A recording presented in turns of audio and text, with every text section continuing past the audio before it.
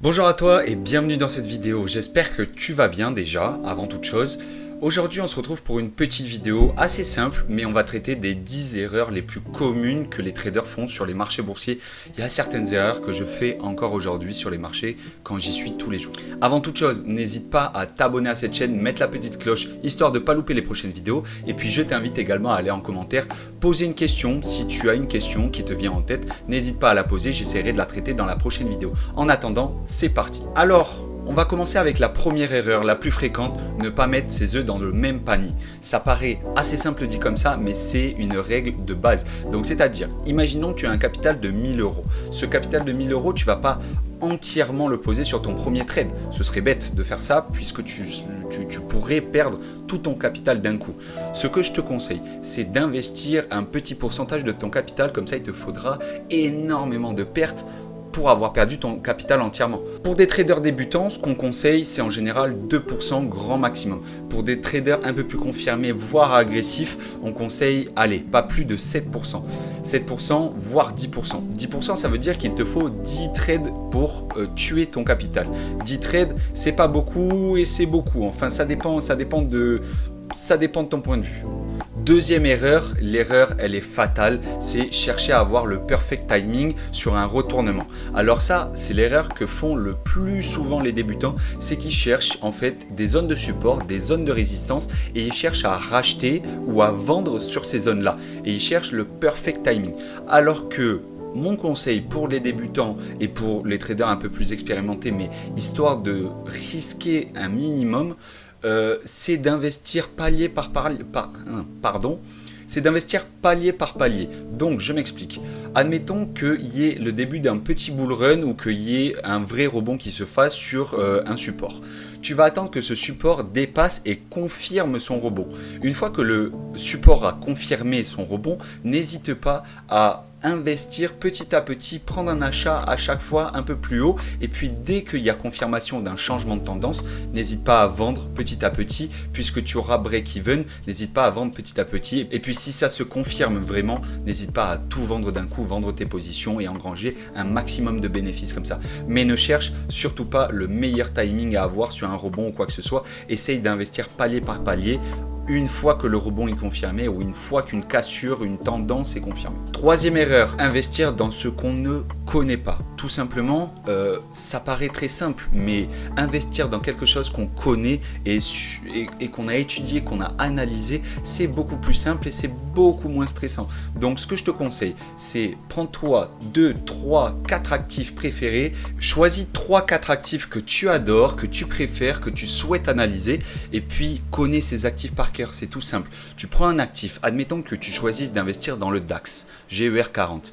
Tu prends cet actif-là et puis tu étudies cet actif de fond en comble. Donc tu vas chercher à savoir absolument tout sur cet actif. Ses historiques, ses plus bas, pourquoi il fluctue, qu'est-ce qui le fait fluctuer, de quoi il consiste, quels sont les acteurs externes qui peuvent influer sur cet actif-là. Et puis une fois que tu auras toutes ces informations en ta possession, investir sera beaucoup plus simple et beaucoup moins stressant. Quatrième erreur que font la plupart des traders, c'est très simple, c'est une erreur d'organisation on va dire. Il ne faut pas laisser son portefeuille se déformer, investir dans tout et n'importe quoi, ne prendre aucun tracking. Ce que je te conseille, c'est de faire un journal de trading. C'est très bateau dit comme ça, mais un journal de trading va te permettre de suivre, de traquer tout ce que tu fais au cours de l'année. Tu vas savoir quel mois a été le plus rentable pour toi, quel mois a été le moins rentable pour toi, pourquoi ce trade-là n'est pas passé alors qu'il aurait dû passer, pourquoi ce setup n'a pas marché à ce moment-là. Et puis je t'invite également à revenir sur tes erreurs. Revenir sur ces erreurs, ça paraît très bateau encore une fois, mais c'est essentiel. Si tu ne reviens pas sur tes erreurs, tu les reproduiras. Donc je t'invite à prendre un Excel, prendre un journal de trading. J'en ai un qui est disponible sur mon Discord si tu le souhaites. C'est celui que j'utilise au quotidien. Dedans, tu retrouveras des lignes pour tous les trades de ta semaine, des analyses mensuelles, des analyses hebdomadaires, des pourcentages, enfin voilà. Erreur numéro 5. Alors, celle-là, c'est l'erreur la plus essentielle de la liste, je pense. C'est de trader avec ses émotions. Alors, la psychologie en trading, je pense que ça représente peut-être 85% du trader et de ses résultats, tout simplement. C'est-à-dire, il faut que tu arrives à prendre les décisions les plus rationnelles possibles. Lorsque tu trades, il ne faut pas que tu te laisses surmonter par toutes tes émotions. Donc, que ce soit un trade gagnant ou un trade perdant, il faut toujours agir comme une machine et ne pas regarder les euros. Un petit tips que je te donne, c'est de ne jamais regarder les euros. Regarde sur tes trades gagnants comme sur tes trades perdants, le nombre de pips. C'est ça qui t'intéresse. Et puis, plus tu iras dans le temps et plus un pips ne sera plus égal à 1 euro, mais à 2 euros, 5 euros, 10 euros, 100 euros. Donc là, les trades que tu vas essayer de passer, c'est engranger un maximum de pips. Et en regardant les pips, tu ne te focuses pas sur les euros. Ne pas se focus sur les euros, ça t'évite de prendre des décisions complètement irrationnelles.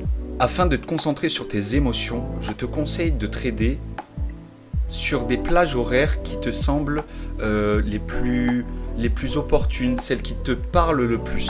Donc ne trade pas quand tu es fatigué, ne trade pas quand tu rentres du travail, ne trade pas quand tu viens de faire une perte, ne trade pas le matin quand tu n'es pas bien réveillé, ne trade pas quand tu as bu une bière, ne trade pas. Voilà, ce genre d'exemples là, c'est des exemples qui doivent te parler.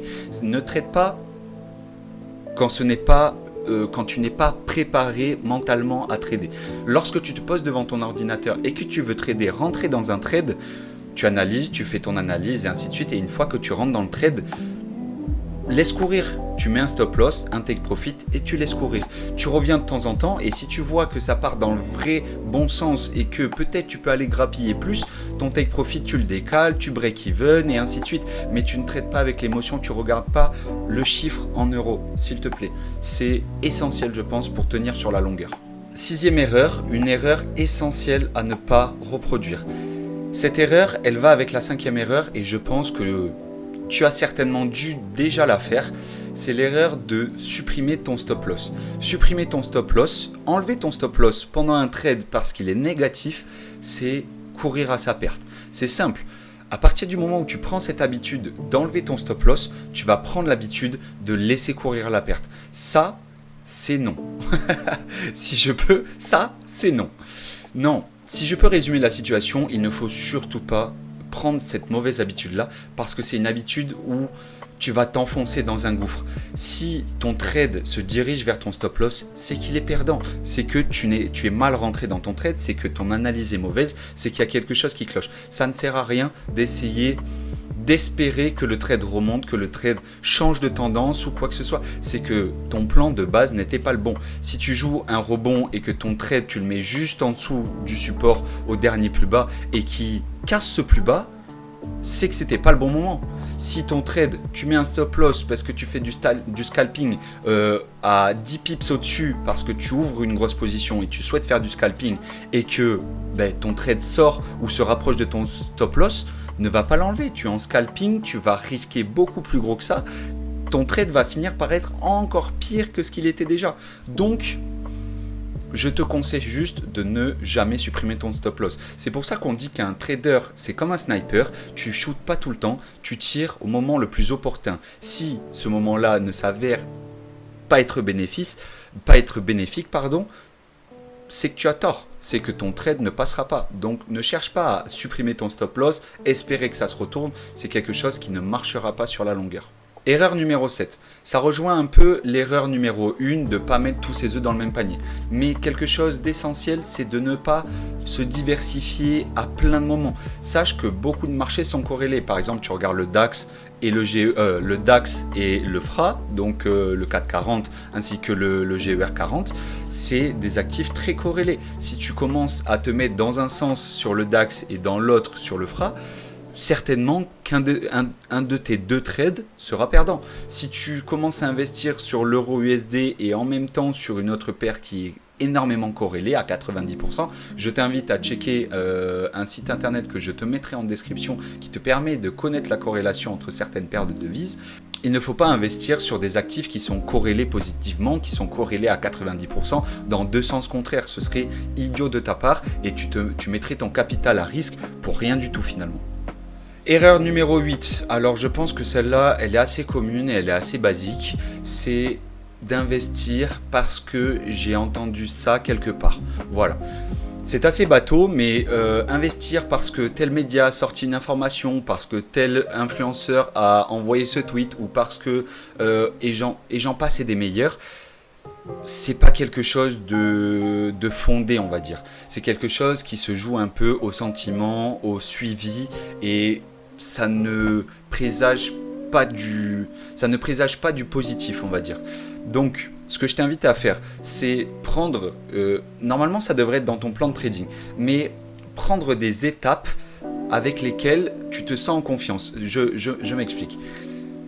Si sur ton étape 1, tu vois que... Si ton étape 1, c'est de trader l'actualité économique, très bien, tu trades l'actualité économique, tu regardes ce qui se passe et tu en fais une conclusion.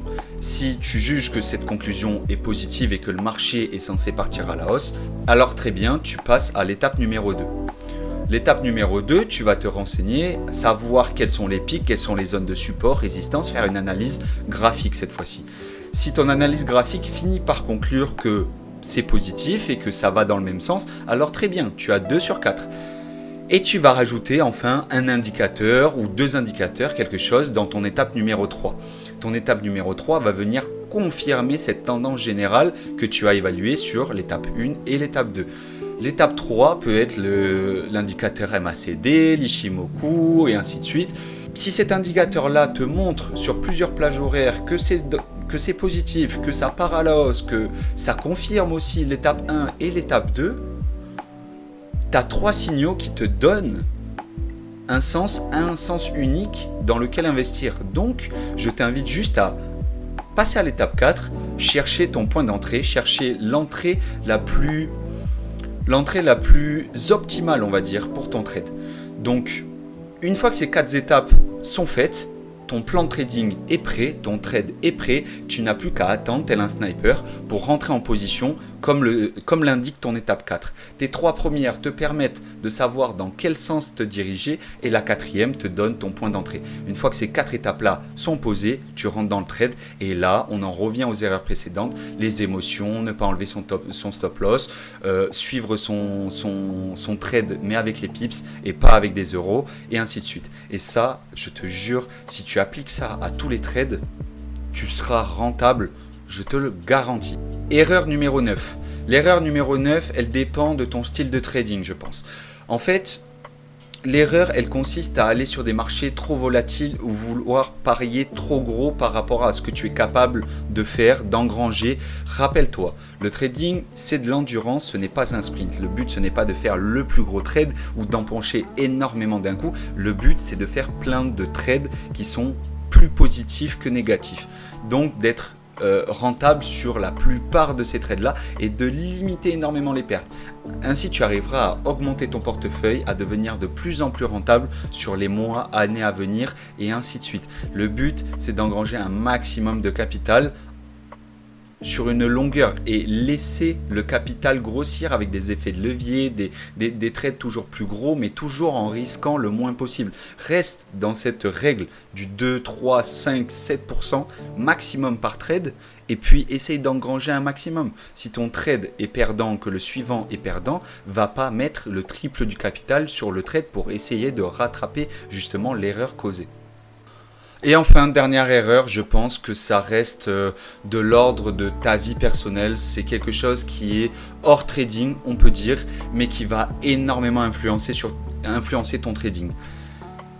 C'est ton hygiène de vie. Alors ton hygiène de vie, je pense que c'est quelque chose de capital. Si tu es en période de semi-dépression, si quelque chose se passe mal dans ta vie, si tu viens de perdre énormément d'argent ou si tu viens d'apprendre une mauvaise nouvelle ou si aujourd'hui tout simplement tu ne le sens pas, ne trade pas, ça sert à rien. Avoir du sang-froid et trader dans des conditions négatives qui vont faire que ton capital continue d'augmenter et que tu vas passer de très bons trades, c'est impossible. Si tu ne le sens pas aujourd'hui, s'il y a quelque chose qui ne va pas, ne trade pas. Tes émotions prendront le dessus, tu n'es pas en forme, tu n'es pas lucide, tu n'es pas limpide, c'est pas quelque chose que je te conseille. Si tu veux faire du trading de la meilleure des façons, Fais-le comme un sportif de haut niveau. C'est simple, tu vas à la salle, tu manges bien, tu te reposes bien et tu essayes de rester le plus froid possible lorsque tu te mets devant l'écran. N'essaye pas de laisser tes émotions influer sur ta séance de trading ou tout simplement influer sur ta prise de décision, tes prises de position. Apprends à te connaître, apprends à savoir quand ça va pas, quels sont tes meilleurs moments pour trader, dans quel mindset tu te trouves actuellement et est-ce que c'est le bon moment pour trader? Pose-toi ce genre de questions-là, essaye de réfléchir comme un sportif de haut niveau, de prendre soin de ton corps, de prendre soin de ton esprit et je pense que tu y arriveras forcément au bout du temps. N'oublie pas qu'il ne faut jamais abandonner. Ce n'est pas parce que tu as passé une mauvaise semaine, que tu as fait que des pertes, que tu seras forcément perdant sur tout le mois. Si à partir de la semaine d'après, tu te reprends, tu te reconcentres, tu prends du temps pour toi et tu reviens d'attaque, je te garantis que les bénéfices viendront avec. Voilà, c'était tout, c'était les 10 erreurs que je voulais te partager, il y en a même plus que je souhaiterais te partager, mais ça viendra dans une autre vidéo. J'espère que tu as apprécié cette vidéo, que tu as appris des choses, que tu prendras soin de toi, que tu prendras soin de ton plan de trading. Je te souhaite que du bon sur les marchés et je te retrouve dans une prochaine vidéo. Ciao!